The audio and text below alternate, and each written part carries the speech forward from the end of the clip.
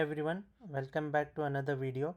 So in today's video I am going to show you what is automatic grammar agreement in Swift.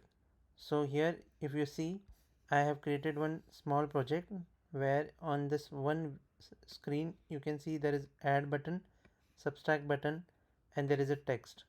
So I have created a straight property at the top, count, and I have assigned it as 1, and I'm changing here its value. So when I tap on add, I am incrementing it by 1, and on subtract I am decrementing it by 1, and here at the bottom I'm showing the text which is having the count value.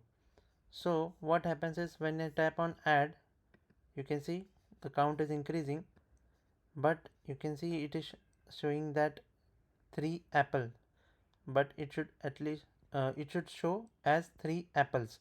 So here the grammar is not correct, but what we can do is we can add this symbol, then square brackets around our string, and after that inside parenthesis we can say inflect true, and now if I increase the count it will change the text as per the correct grammar, and if I reduce the count it will again change it back to 1 apple or 2 apples.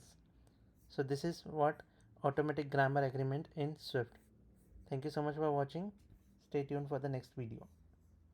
Thank you.